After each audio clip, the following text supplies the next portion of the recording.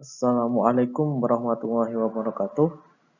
Bertemu lagi pada pelajaran matematika untuk pertemuan kedua pada bab 2 koordinat kartesius. Hari ini kita akan belajar mengenai kuadran pada bidang kartesius dan jarak titik terhadap sumbu. Kuadran pada bidang kartesius. Sumbu X dan sumbu Y membagi bidang kartesius menjadi 4 kuadran, yaitu kuadran pertama berada pada bagian sebelah kanan atas. Kemudian, kuadran kedua berada pada bagian kiri atas. Kuadran ketiga berada pada bagian kiri bawah. Dan kuadran keempat pada bagian kanan bawah. Masing-masing kuadran memiliki ciri-ciri masing-masing, di mana pada kuadran pertama semua titik-titiknya memiliki ciri-ciri yaitu X-nya positif dan Y positif. Untuk kuadran kedua, koordinat-koordinat yang ada di dalamnya memiliki ciri-ciri X negatif dan Y positif. Untuk kuadran ketiga, ciri-cirinya adalah X negatif dan Y juga negatif. Dan yang terakhir, pada kuadran keempat, ciri-cirinya adalah X positif dan Y bernilai negatif. Sekarang kita akan melihat pada contohnya. Periksalah titik-titik berikut. Pada kuadran berapakah mereka berada?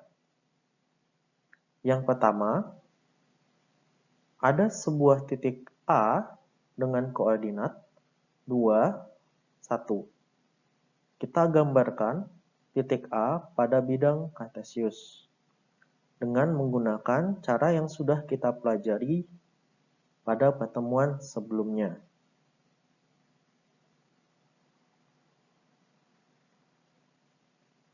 Sehingga kita akan mendapatkan posisi dari titik A.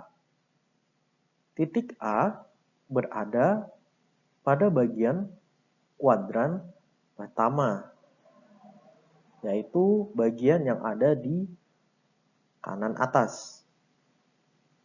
Dan ini juga membuktikan ciri dari kuadran pertama. Pada titik A, nilai X dan nilai Y-nya sama-sama bernilai positif. Kemudian, untuk titik B, negatif 3, 3. Kita gambarkan kembali titiknya pada bidang kartesius.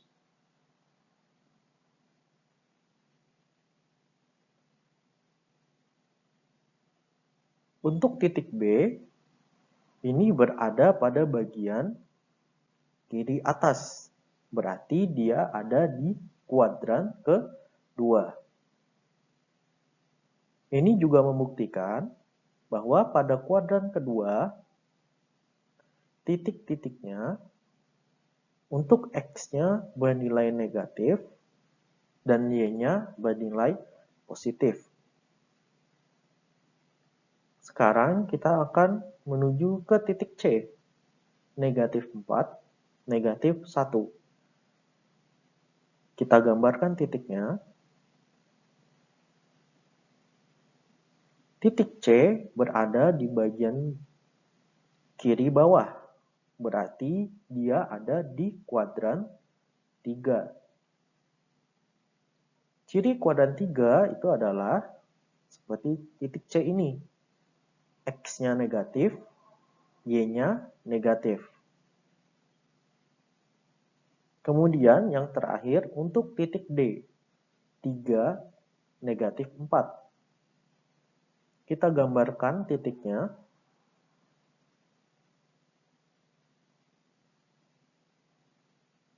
Titik D berada di bagian kanan bawah pada bidang kartesius. Berarti dia ada di kuadran keempat.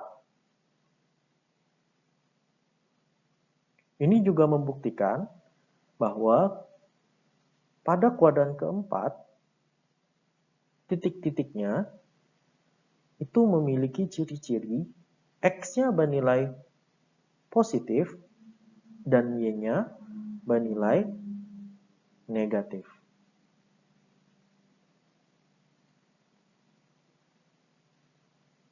Sehingga bisa kita simpulkan dari soal ini, titik A yang memiliki koordinat 2, 1 itu berada pada kuadran 1, titik B dengan koordinat negatif 3, 3 berada pada kuadran kedua, titik C dengan koordinat titik negatif 4, negatif 1 berada pada kuadran ketiga, dan titik D dengan koordinat 3, negatif 4 berada pada kuadran keempat.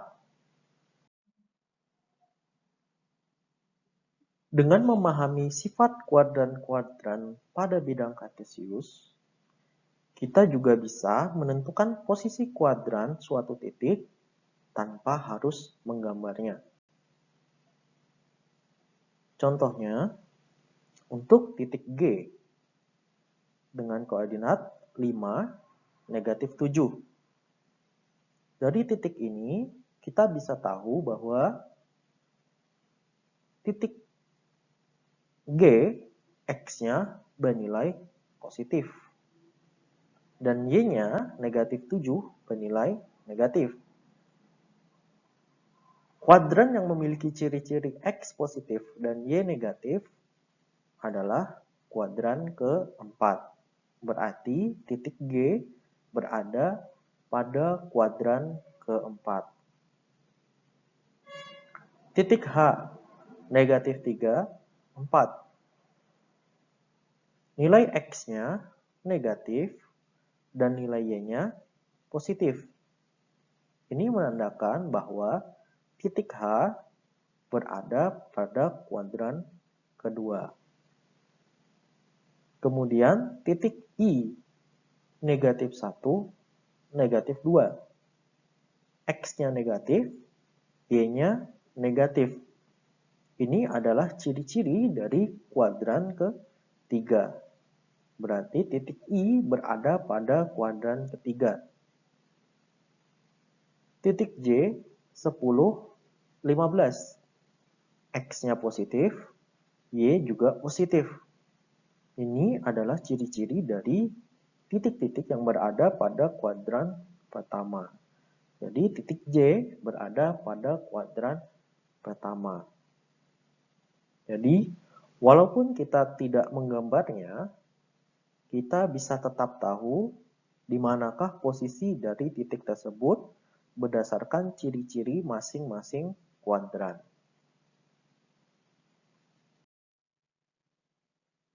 Selanjutnya, kita akan belajar mengenai jarak titik terhadap sumbu.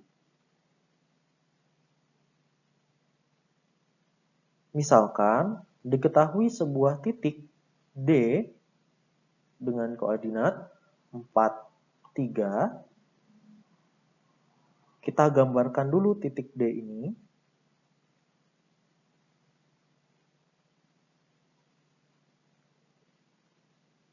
Untuk menentukan jaraknya, kita hitung berapa skala yang dilewati oleh titik D untuk mencapai sumbu yang dicari. Misal di sini titik D, jarak titik D ke sumbu Y. berarti jaraknya adalah 1, 2, 3, 4. Jadi titik D ke sumbu Y itu jaraknya adalah 4 satuan. Begitu juga untuk titik D ke sumbu X. Kita hitung 1, 2, 3. Berarti jarak titik D ke sumbu X itu adalah 3 satuan. Sehingga bisa kita simpulkan bahwa titik D berjarak 4 satuan dari sumbu Y dan 3 satuan dari sumbu X. Contoh berikutnya, titik E, negatif 3, negatif 2. Kita gambarkan titik E terlebih dahulu.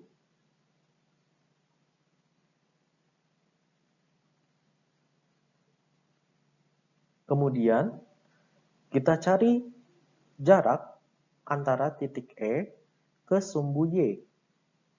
Jaraknya adalah 1, 2, 3. Jaraknya adalah 3 satuan. Kemudian kita cari jaraknya ke sumbu X. Jaraknya adalah 1, 2. Ini jaraknya 2 satuan. Sehingga bisa kita simpulkan bahwa titik E berjarak 3 satuan dari sumbu Y dan 2 satuan dari sumbu X. Dari sini kita bisa melihat hubungan antara koordinat titik dengan jaraknya terhadap sumbu, di mana nilai X itu sama dengan jarak antara titik ke sumbu Y. Dan nilai Y adalah jarak antara titik ke sumbu X. Tetapi jarak selalu nilainya positif. Jadi walaupun koordinatnya seperti yang titik E, nilainya itu negatif, jaraknya tetap positif.